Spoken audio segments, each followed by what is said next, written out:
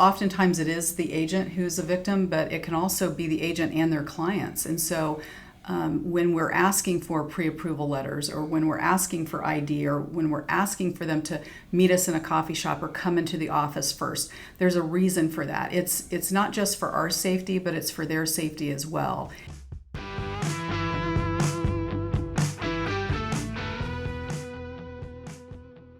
You're listening to Protecting What Matters. I'm your host, Brandon Klein with the Ohio Department of Commerce. Since 2003, the National Association of Realtors has dedicated September as Realtor Safety Month.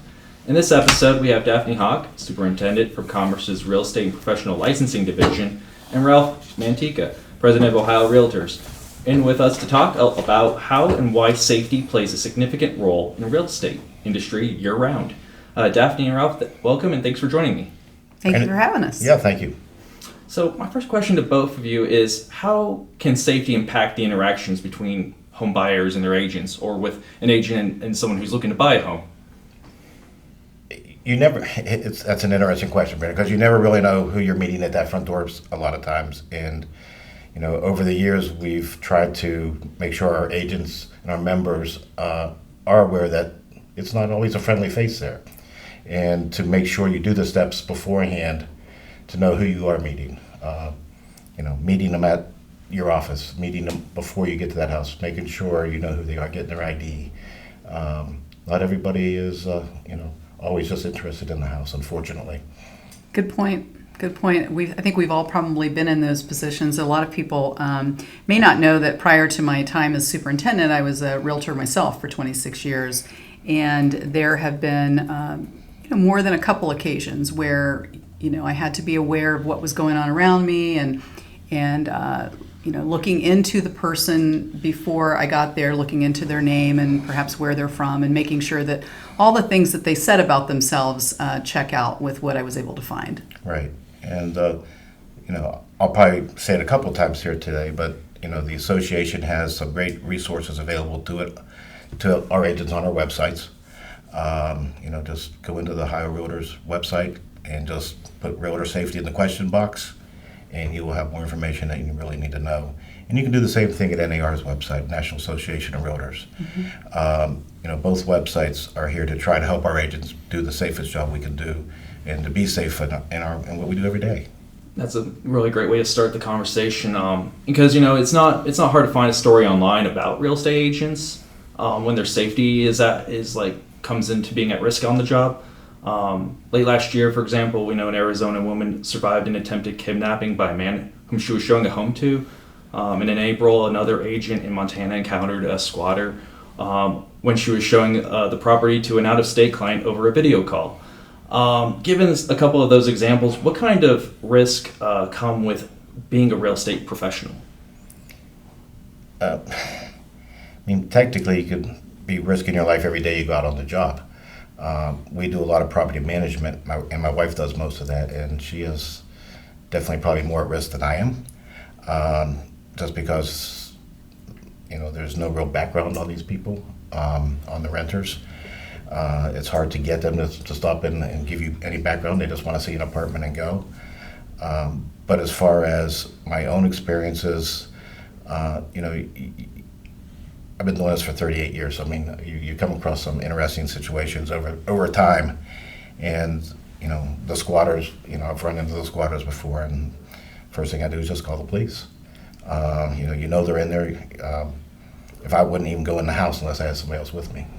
So it's make sure you just follow that gut feeling that you have. If it doesn't feel right, it probably is not right. Mm-hmm. And don't take the chance. It's not worth it.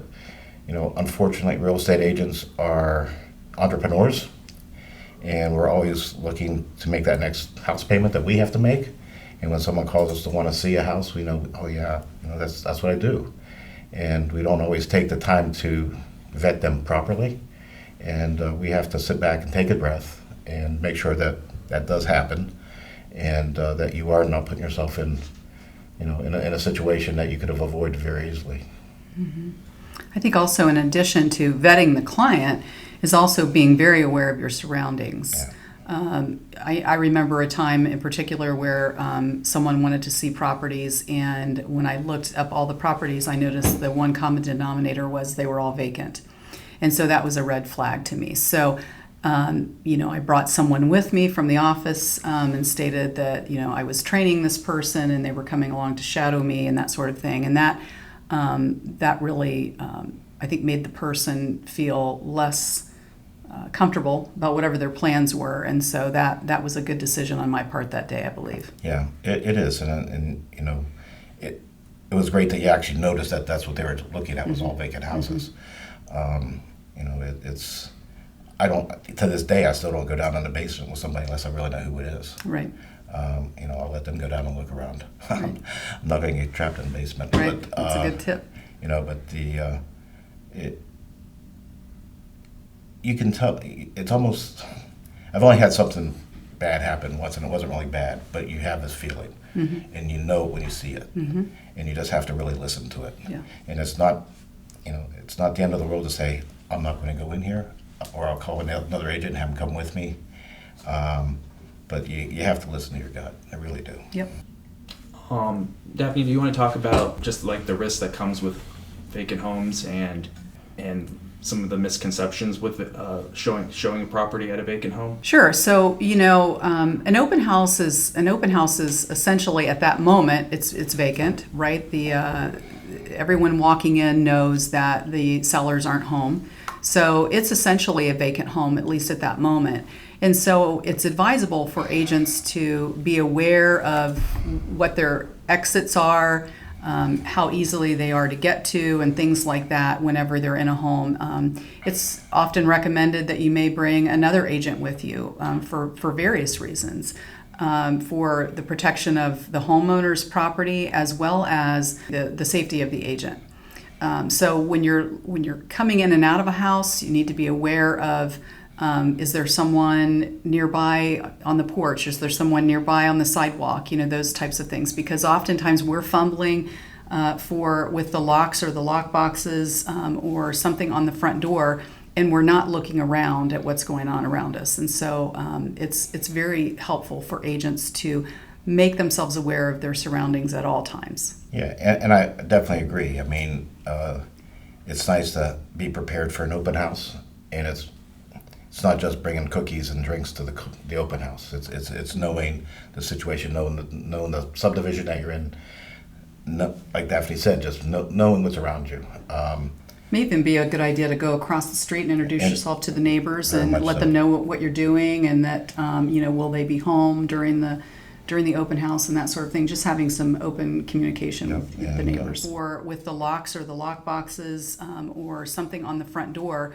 And Thanks for listening to Protecting What Matters from the Ohio Department of Commerce. We are your resource for all safety information for your home or business. Here's a quick safety message reminder from the Ohio State Fire Marshal's office. So smoke alarms, we want to make sure we're putting those on each level of the house. Each bedroom that you're at, where anybody sleeps, put that inside that bedroom, and then outside where the people sleep. They're important because what you typically have is that early activation, early notification of something happening, in this case smoke building up, and that usually is what tells you that there's a fire happening. So having those placed in those locations that are appropriate, making sure that you're checking the alarms themselves about once a month just to make sure that they're working, change the batteries on them, we like to say twice a year right now, and then after 10 years, those entire alarms are going to need replaced. For more information on the State Fire Marshal, visit our website at com.ohio.gov/fire. And be sure to check out some of our previous podcast episodes on all podcast platforms. Are you looking to buy or sell a property in Ohio? Make sure to enlist the help of a trusted Ohio Realtor. With a dedicated team of experienced professionals, we are here to guide you through every step of the process. Whether you're a first-time homebuyer or an experienced investor, we have the expertise to help you find the perfect property for your real estate needs. Ohio Realtors adhere to strict ethical standards, ensuring that your interests are protected and your transactions are handled professionally. Contact us today at ohiorealtors.org and let us help make your move a smooth one. Ohio Realtors will get you there. Podcast episodes on all podcast platforms. Looking to buy or Welcome back to Protecting What Matters. We're talking about realtor safety with Superintendent Hawk from the Ohio Department of Commerce and Ohio Realtors President Ralph Mantica. Let's talk a little bit about to our agents who are listening to this episode. What are some of the red flags real estate agents should take note of when working with their clients? And I know we touched a little bit about it at the last segment, but can you go a little further in depth? I would say if they're not willing to get a pre-approval letter, right? If they're not willing to go to a lender first, they just want to see the house, hurry. Anybody that's in a hurry, that's a red flag. The second red flag for me is, like I said earlier, vacant properties. Only the interest in that. And then as Ralph mentioned earlier, just a bad gut feeling, especially I think as women, we tend to talk ourselves out of those bad feelings, but I believe that we have them for a reason, and we should trust our gut. Yeah, and I personally had a I don't want to call him a client because it never became a client, but a individual who called wanted to see multiple major dollar houses. Like that, Daphne said they were all vacant, and he would not come into our office to give me any information at all. He just wanted to meet at the house. And he first of all asked for my wife, and she doesn't normally do that. So it's like it just didn't sound right. Mm-hmm. And it was in a small community, so I started calling some of the other agents that are in that price range. Said, hey, have you run into this guy? And they said yes. It's you just want to stay away. It's just not a good situation. And he ended up getting arrested for some other reasons, but I mean he was just out there. We don't know his intent. Mm-hmm. And you have to, again, follow your gut. Be careful of the situation you put yourself in because you have control over that. And, it's nice to make a nice paycheck, but you only have one life. Mm-hmm. Yeah. I think another thing worth mentioning, too, is, to remind agents to travel light, to not carry, your purse with you or your ATM card, things like that. Lock those things in the trunk so that you're less likely to be a victim of opportunity like that. So just making sure that those things are put away. But having your phone handy, having your Apple Watch handy, with an emergency button or things like that, making sure that you have those technology pieces on your person. Should you become separated from, your purse or your portfolio or what have you. And I think a lot of our local associations, I know we do in Dayton, where I'm from, have safety classes. And it's, they're very beneficial. They make you think outside the box a little bit. Sometimes they're a little uncomfortable that you actually can run into people like this, but that's the intent of the class. And, I know the Ohio Association also puts them on, and so does the National Association at their conventions. And it's worth taking one every year, every 2 years. And I know a lot of the brokers really emphasize safety in their meetings. We really cherish our membership. We want them to be informed. We want them to be educated, and we want them to be careful. And Ralph, you brought up a really good experience. Were there any other red flags that have come up in your guys' professional careers that you feel like be worth sharing with our listeners? I think of, emails that just come out of the blue and sometimes our photos, the choice of photos that we put out there on social media or on our website, even on our business website, can sometimes be perhaps slightly alluring in some way or look, overly friendly. And I think that we need to be careful about those kinds of things too, because, I know in the past, there would just be random emails that come out of the blue, and oftentimes wanting to see a house was a ruse. It was just an opportunity to meet a young lady in the office or something like that. So I think it's advisable to be professional in your appearance, in your social media, and that sort of thing, and not put out too much information. Yeah, you can't say it any better than that. I mean, you do have to be careful of what you do put on social media, what you do put on your business card, and how you present yourself, because that is a persona that people are looking at. And you think you're marketing to one direction, but you're also opening yourself up to a lot larger risk. So you do have to be more, very professional and watch what you do, put on those advertising pieces. There's always horror stories, you hear about them, but it's, when it comes down to it, at the end of the day, it's making sure you communicate with other people in your office and tell them about stuff that you run into. Don't keep it to yourself. Let people know where you're going. Let people know where you're going. Like you said, have an alert. There's a lot of apps out there that will alert people. All you have to do is press your phone if you're in a panic situation, so they know where you're at. It's not you against the world out there. There's 36,000 realtors in the state of Ohio, and we're all kind of in this together, and we're looking to help each other. It's we always say we're a family, and I think that's true. And I think any realtor throughout the state would be there in a minute for anybody else. Right. Were there any other red flags you'd like to add? I guess the only other thing I've run into, when you're looking at a certain price range of house and people show up in a car that doesn't really fit that price range. Again, that's that gut feeling to just watch what you're what you're looking at, if who's getting out of that car. I always sit there in the driveway or on the street waiting for them to show up first to see who's in that car. I don't meet them inside the house. I wait for them to get out of their car first. I don't want to be cornered into a house at any time. Some people like to lock the door when they get in there. I like to leave it open. I want an escape route if I have it. It just really depends on your comfort level. I always let them go up the steps first. I don't go up first. I'm following them through the house. I want them to discover the house. I'm there to help answer questions and point things out. I don't want to feel like I am ever been in a situation where I want to feel when I get cornered. And luckily in 39 years, I think it's only happened once. I think the only other thing I'd like to add is just that, we're also concerned about the safety of our clients when we're out, right? So it's oftentimes it is the agent who's a victim, but it can also be the agent and their clients. And so when we're asking for pre-approval letters, or when we're asking for ID, or when we're asking for them to meet us in a coffee shop or come into the office first, there's a reason for that. It's not just for our safety, but it's for their safety as well. And so it's just an extra step that we try to take to make sure that we know who we're with, and they know who they're with, then we all stay protected in that situation. Yeah.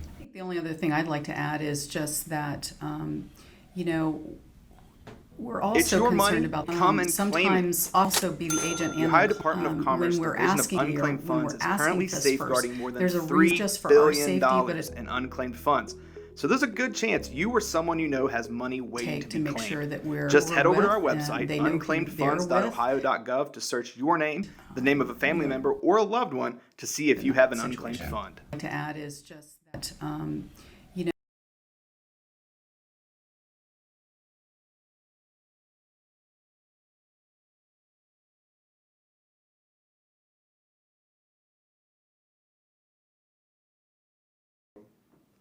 It's we're also concerned about, so it's your money, come and sometimes also be the agent and their claim it. The Ohio Department when we're asking of Commerce Division of Unclaimed or when we're asking for Funds is currently safe us first. There's a reason safeguarding more than $3 just for our safety, but it's billion in unclaimed funds. So there's a good chance you or someone you know has money waiting to make sure that we're to be claimed. Just who we're with, and they know head over to our website, who they're with. unclaimedfunds.ohio.gov, to search your name.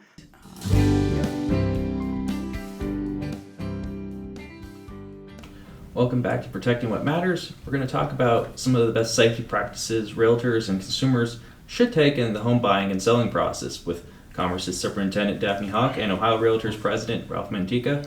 From each of you, what are some of the safety best practices real estate agents should follow? Well, definitely, I think we've kind of covered a lot of them. I mean, I think the biggest one is take precautions before you meet somebody, and explain that to your client why you're doing that, and also to follow your gut feeling. But there's other things you can also do before you get there.